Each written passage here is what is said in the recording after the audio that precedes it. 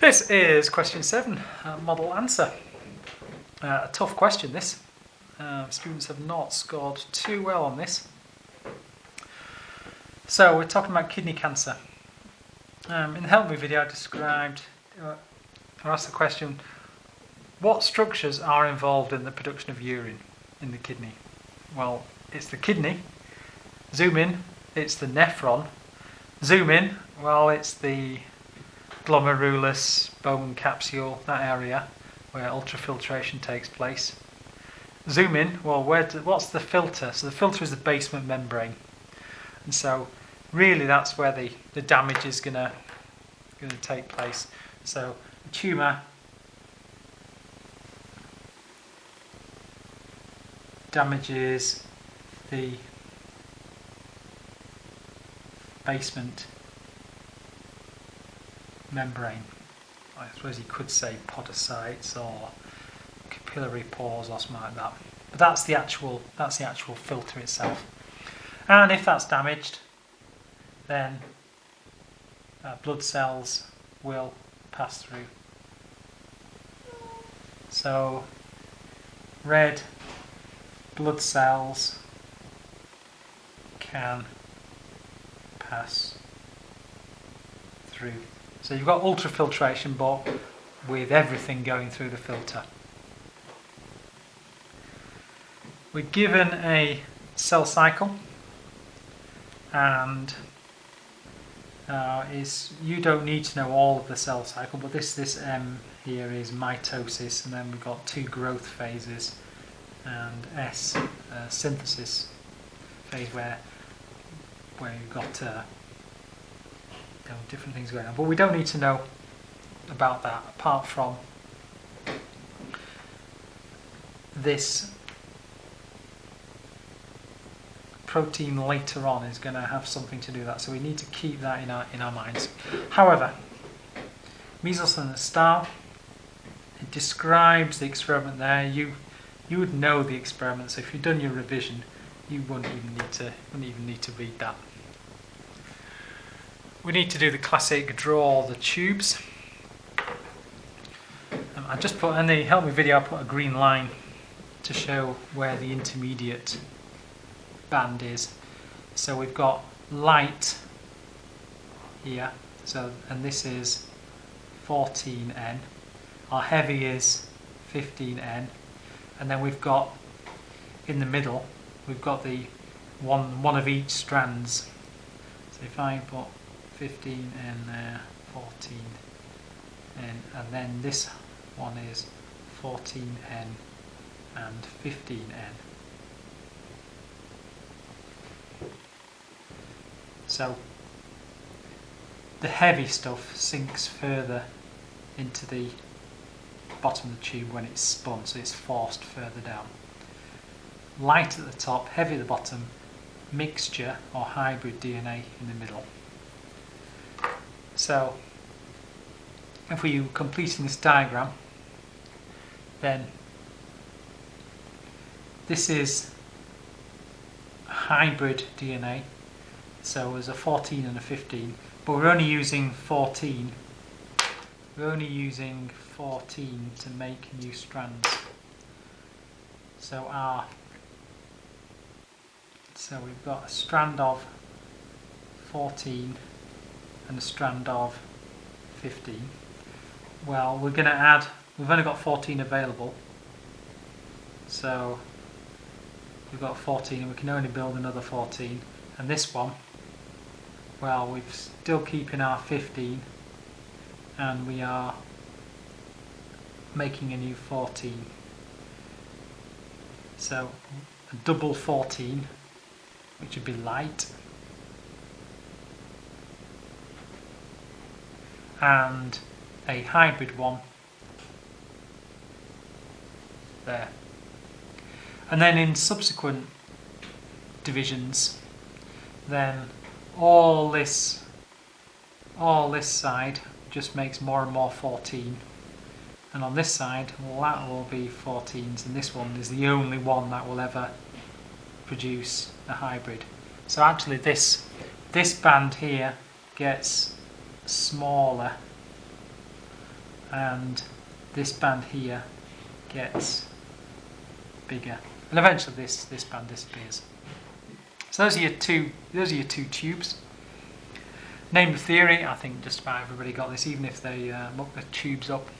So theory, semi-conservative, replication. A little bit confusing this next question. Explain our results before and after the first division. So we want to talk about this tube and where it's come from. So essentially we're talking about this area here. What's happened here to make that band there? So we're saying after one division, we're explaining that we had two 15s there, but now if we can only use 14 to make it, we've got a hybrid mixture. So we're identifying this DNA. So DNA after one division is a mixture of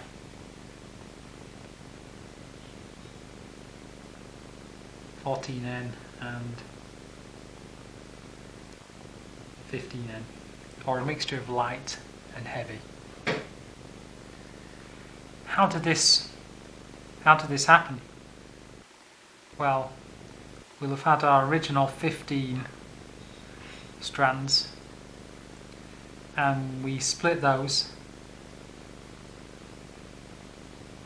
and we can only make new strands out of 14. So this is a new strand that we make, and then this one would also have a 15 strand, and the new strand will be 14. So this is the other strand that we would make. So we just need to describe that.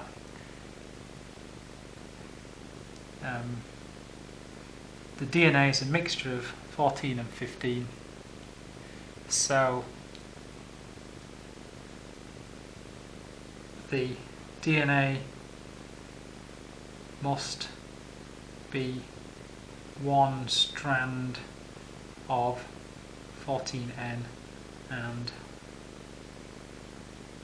one strand of 15N. Or one original, one new strand, that sort of idea. So one original and one new strand. So as you can see there, that's just your theory. So always be looking to give your standard theory. Part C.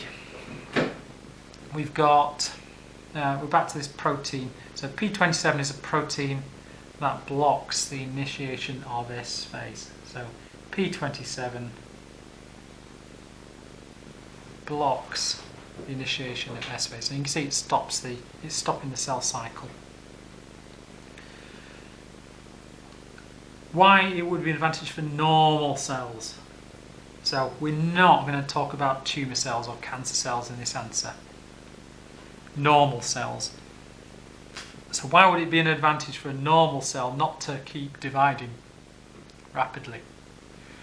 When you give just about any normal cell activity that you'd want to carry on, without lots of division. So stays in a period of normal cell activity for longer, so it doesn't go into that SL synthesis phase.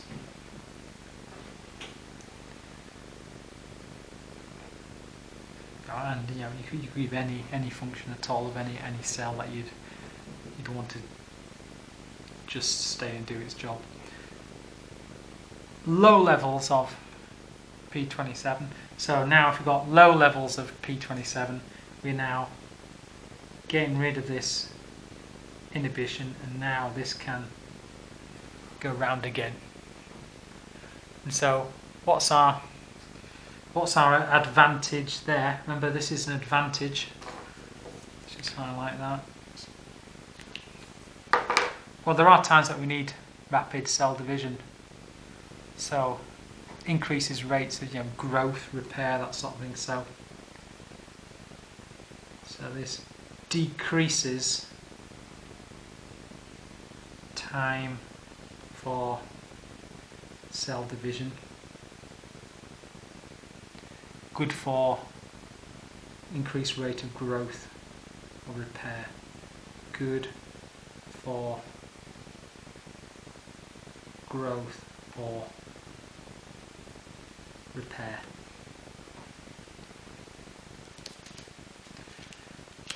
The next question is these kind of really low levels of P27. So really low levels of P27. This is going to move around really fast, and that's your cancerous growth. So abnormally low levels of P27 develops a tumour. We need to identify or use the information that we've given. So there's no inhibition of going into S phase. It goes into S phase faster. So cell cycle will go into S phase faster or too quickly.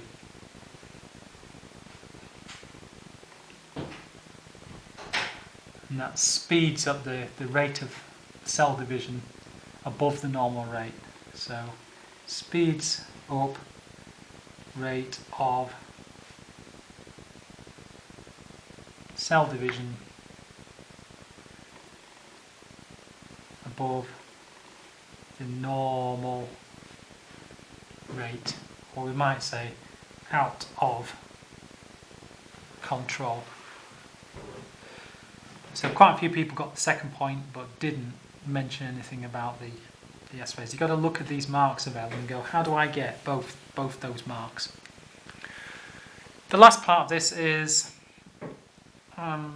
here is P27, and it looks like a protein with a tertiary structure. And it tells us this is an competitive inhibitor. This information appears to have confused quite a few people. So a protein is lots of amino acids in a chain. That's the primary structure. You had a question that included primary structure earlier on. And then interaction of, tertiary structure, interaction of the R groups makes it bend and fold. And that's what's making this particular shape that enables it to fit in an active site. So here's an R group, position 88, amino acid 88. And now we've got this changed bit of the R group. We've got O's with minuses on, and you know about ionic bonding and things like that. So this phosphate group has got a strong negative charge. So phosphate on the R group has a strong negative charge. Why do we care about that? Well, that might bond to another R group, possibly, a positive R group, and change this tertiary structure. So this could bond differently, change the shape of the tertiary structure. And this competitive inhibition is dependent on the shape, because the shape will fit into the active site. So P27 no longer able to bind the active site of the whatever enzyme it was. So no longer able to block or be a competitive inhibitor. So that's back to your core concepts.